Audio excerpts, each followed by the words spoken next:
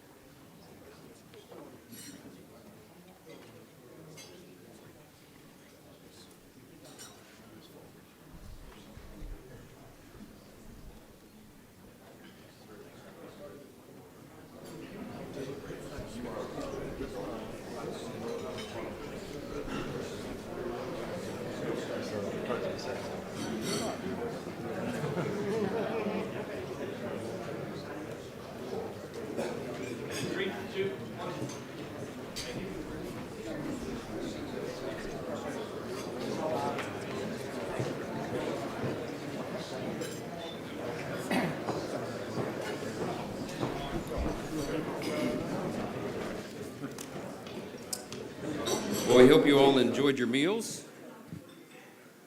We'll get the program going again. We have some of the busiest people in the world in the room, so we want to be a good steward of your time. I mentioned earlier that Irish Americans have left an indelible mark on American history. And I had a few facts I wanted to share with you this afternoon to have you consider these. Irish men and women have taken up arms among American soldiers. They've made unmatched contributions to music and literature and the arts, and they punch well above their weight in American government.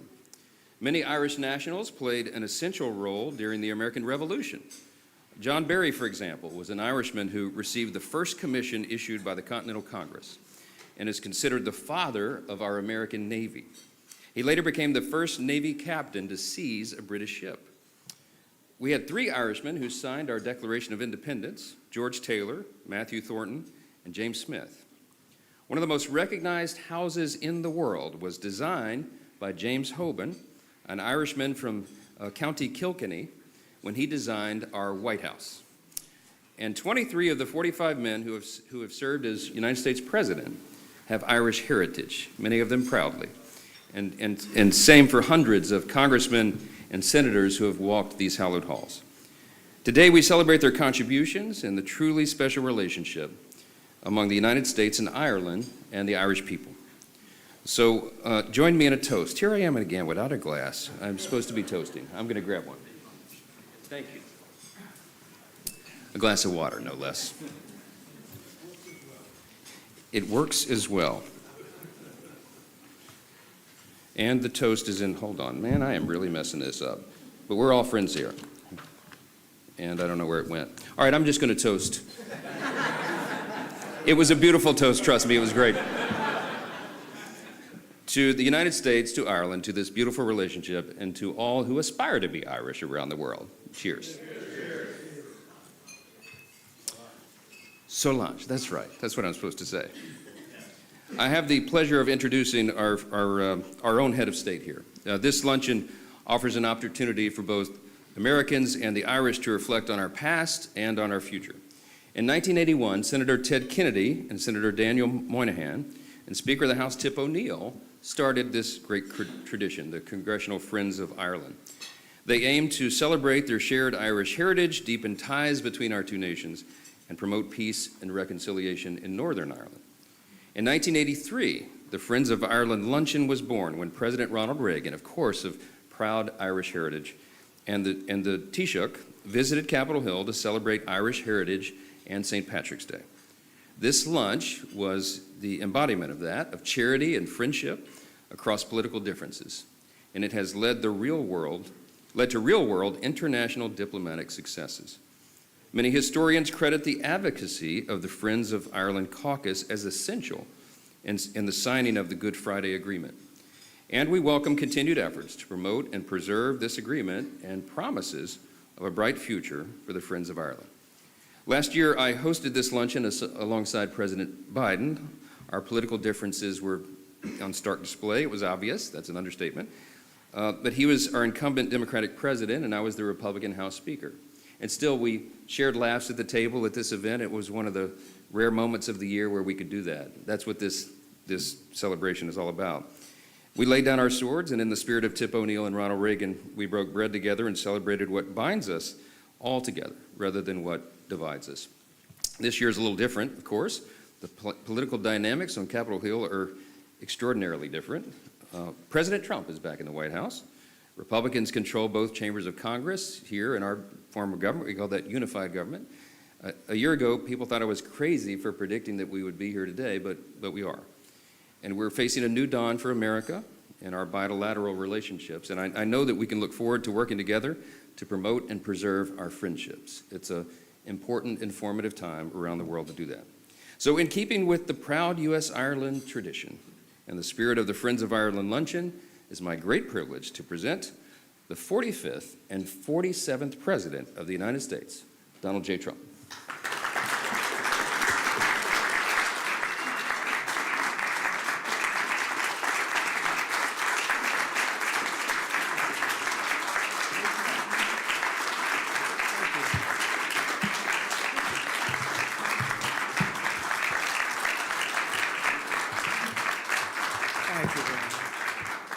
Thank you very much, everybody. It's a great honor.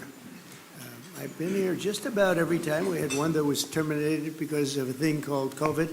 I don't know if anybody's heard of that, but that was never pleasant. And we would have been together twice, but we had COVID interrupted twice, and I appreciate seeing you again, however. And you've done a fantastic job. We very much appreciate you being here. And I also want to thank my new friends from Northern Ireland for being here, who I just met. Thank you very much. Great honor. Great honor. And I must say they spoke very well of you. So that's good. That's good. And great to be with you. And thank you to Speaker Johnson, and thank you to all of the members of Congress who are here, quite a few, most of which are Irish, most of whom are Irish. And we welcome Taoiseach, and I love the name because Micheal, but it's Micheal. I said, how many people call you Michael? It's exactly Michael. I said, he said, about 50%. I said, do you get upset when they do? He said, no, but I'm going to call you Micheal because that's the way it is. Martin, who has really been terrific. I've been with him quite a bit. I've spoken to him quite a bit, and we're going to have no problems. And his wife, Mary, we welcome you to America. Fantastic people. And it's really a wonderful annual tradition being here. We're also grateful to be joined by Irish Ambassador to the United States, Geraldine Byrne Nason. Where's Geraldine? Hi, Geraldine. Thank you very much. And the entire Irish delegation. And I know we're a little bit, everybody's a little bit late today, but that's okay because we're celebrating the Irish, and I think it's okay we're a little bit late. I also want to congratulate a friend of mine, Ed Walsh. He's a great golfer. He's a championship golfer, actually. Not quite as good as Rory, but that's okay. But he's right up there. He's won many club championships, and he's one of the best golfers you'll ever see. And congratulations, boy, you're going to have fun over there. He's going to be the ambassador to Ireland. So congratulations, Ed. Well, maybe it is thanks to me, but you're going to have a good time. You're going to represent us well. He can do most of his business on the golf course, too. That's so nice. But he's got the best job of anybody. And I really appreciate so many of my friends being here. So many great friends are here. This afternoon, we're gathered to celebrate the deep and abiding ties of history, family, and friendship that bind together Ireland and the United States of America. The Irish-American patriots have been part of our national history in our country's earliest days. Amazing history they have with our country. Irish-Americans fought heroically in our war for independence, served with honor in the crucible of the Civil War, and won fame and valor among Theodore Roosevelt's famous Rough Riders. They were Rough Riders. By some estimates, more than 2,000 Irish-American warriors have earned the Congressional Medal of Honor. This is an amazing statistic because who would ever think that's even possible? It's more than 50% of the medals of honor were won by the Irish. I'm going to have to check that. That sounds like, that's an awfully good statistic. We're going to have to check what's going on over there, huh? But that's an amazing statistic, actually, 50%. This includes the great Audie Murphy, the most decorated enlisted soldier in American history, whose service in the Second World War earned a Medal of Honor, 2 Silver Stars, a Bronze Star, 3 Purple Hearts, and the Legion of Merit. Quite a person. Became a movie actor. The movie actor stuff wasn't quite as good as the soldier that he did, but he was great. Became a very famous person, actually. America has truly been blessed by the courage and unstoppable spirit of the Irish. Over the generations, Americans of Irish ancestry have helped build our railroads and raise our cities and man our factories, enrich our culture with art and music and literature. We see that all over. And protect our communities by joining the proud tradition of Irish-American police officers and firefighters. And few have done more for the Stars and Stripes than the sons and daughters of the Emerald Isle. And I can tell you, I know your father was a great boxer, and they have a lot of good fighters. I know so many Irish fighters, they like to fight, and they're damn good at it too. But your father, his father was a great fighter, actually, so that means genetically I'm not going to mess around with you. You understand? I'm a believer in that. But as you know, on Monday, millions of Americans will celebrate St. Patrick's Day. We love St. Patrick's Day, maybe especially in New York. Hundreds of thousands of citizens decked in Irish green will parade through the streets of Chicago, Boston, Philadelphia, and of course New York, a sight that I've witnessed many, many times. In Manhattan, the people will stream up Fifth Avenue and march past the magnificent, I see it so much, and I love it, especially when you're looking down upon St. Patrick's Cathedral, because it's, to me, one of the most beautiful cathedrals in the world. And it's a monument not only to God, but also to the patron saint of Ireland, patron saint. It's really an extraordinary testament to the connection between our two countries that after more than 1,500 years, the shining legacy of St. Patrick still rouses city blocks half the world away. Think of that, and fills our people with incredible love and pride. We have a lot of pride in that cathedral. That cathedral is something, to me, so beautiful. I think maybe my favorite, they have larger, you know. It's very large, but they have larger, but I think it's truly one of the most beautiful.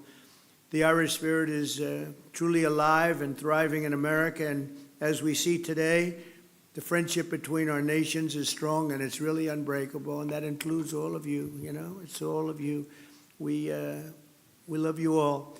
So Taoiseach, I want to just thank you once again for being here. It's an honor, and hopefully we're going to be doing this at least 3 more times, okay? We're going to be doing this 3 more times, at least. And when I say at least, they go absolutely crazy.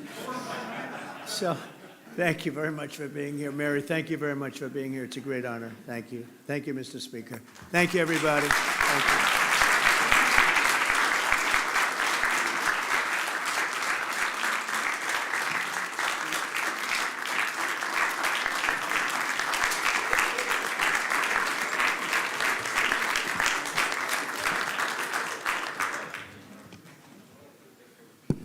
Thank you, Mr. President. Our next guest is not a stranger to this event. However, this is actually the first time we have the privilege of welcoming the Taoiseach Micheal Martin. I said that right. We were talking about that. So I'm Michael too, but that's how we say it very plainly and boringly in the U.S. And it's the same name over there. It's Micheal. I like it a lot better.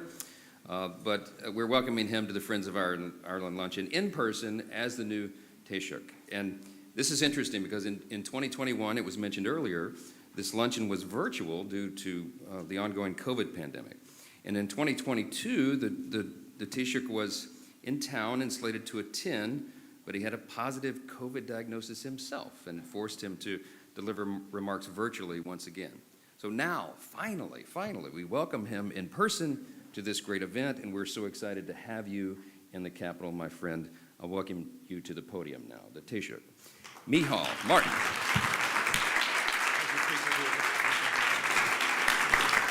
Thank you.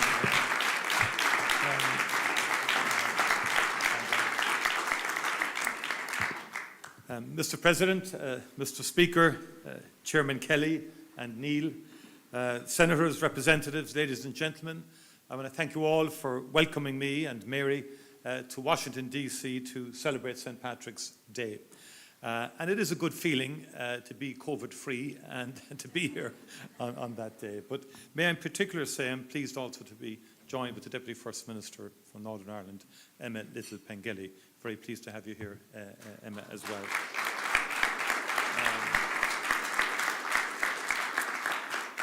This is a cherished opportunity to break bread with our most steadfast friends. And as has been said, it's now more than 40 years since Speaker Tip O'Neill invited President Ronald Reagan to the Capitol for the first St. Patrick's Day lunch. And thus began a very proud tradition, which I am honoured to continue today in your esteemed company. President Trump, thank you for joining us today to mark our National Day. You are a great friend of Ireland. And by the way, all those statistics that you quoted are absolutely verifiably true. Okay. I also know, President, that there's one small corner in the west of Ireland, a beautiful and remote part called Doonbeg in County Clare, which holds a very special place in your heart. And we hope to welcome you back to our small island and indeed to these particular greens very soon. Speaker Johnson, once again, you have graciously gathered our dear friends in this august house to mark St. Patrick's Day. You too are a true friend of our nation. We thank you for your hospitality in what is a very busy week for you. For centuries now, America has been a place of welcome and opportunity for Irish people. Our nation's green has been threaded through the rich tapestry of the United States by almost 32 million Irish Americans. Their forebears left a very different Ireland to the one we know today. Many were fleeing the grinding poverty and terrible hunger which blighted Ireland in centuries past. They left in desperation, but also in determination to forge a brighter future for their children. They channeled that commitment into building stronger communities and ultimately a stronger nation, this great nation.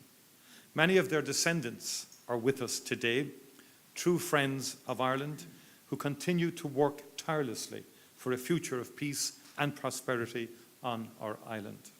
Indeed, we need look no further than the co-chairs of the Friends of Ireland caucus. Our dear friends, Congressman Neil and Congressman Kelly's bold leadership and vision unites Irish American members from both sides of the aisle through the Congressional Friends of Ireland caucus. Throughout our troubles, the Friends of Ireland, Republican and Democrat alike, held fast to a vision of Ireland not marred by violence or terror. You worked unrelentingly to realise that fragile hope. You stood shoulder to shoulder with us, no matter how fierce the challenge, and there were many such challenges. And it is that same determination that together we must devote today to today's conflicts in the Ukraine and in the Middle East. And our shared history teaches us that peace, however elusive it may sometimes seem, is achievable. Its promise remains within our grasp. Mr. President, we are forever grateful for the United States' contribution to transforming our island, and we wish you well in the efforts that you are making to bring peace to the Ukraine and to the Middle East and further afield. We thank you for your leadership and indeed your ongoing friendship to Ireland. Thank you once again for joining us today. Thank you, Mr. Speaker, for your gracious hospitality, and thank you to our dearest friends in this room. A very happy St. Patrick's Day to you all. As we might say in Gaelic, go raibh míle maithagah agus bannachtí na éile pádraig oraibh go léir. Go raibh míle maithagah. Thank you very much indeed.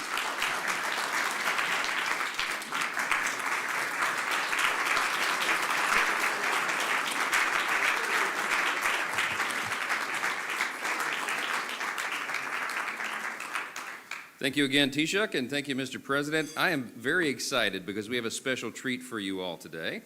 Joining us to provide entertainment is the famous Riverdance Irish dance troupe. They're here.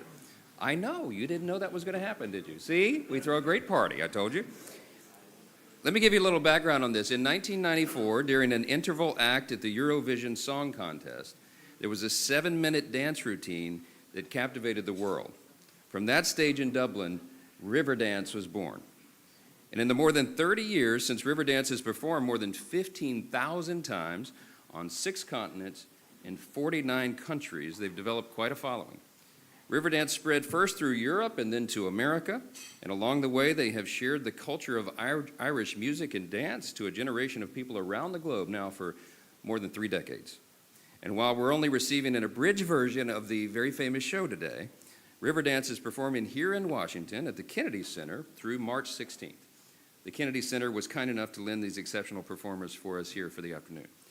The stop in our nation's capital is the first of a 30-city nationwide tour, and we encourage all friends of Ireland and lovers of Irish culture to experience this incredible show.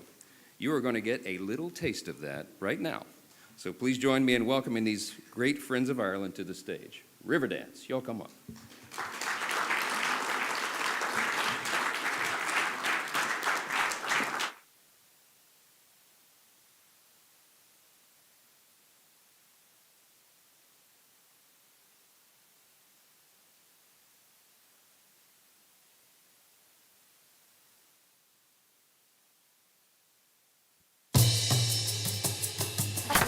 Tears are coming on her, 1,000 tears are coming on her, and she was stuck on dancing, she was stuck on dancing, and her muddied name was Mississippi, Mississippi, on Olivia, Mississippi, Mississippi, on Olivia, Riversippi, Riversippi, on Olivia, River Lippy, River Lippy, on Olivia.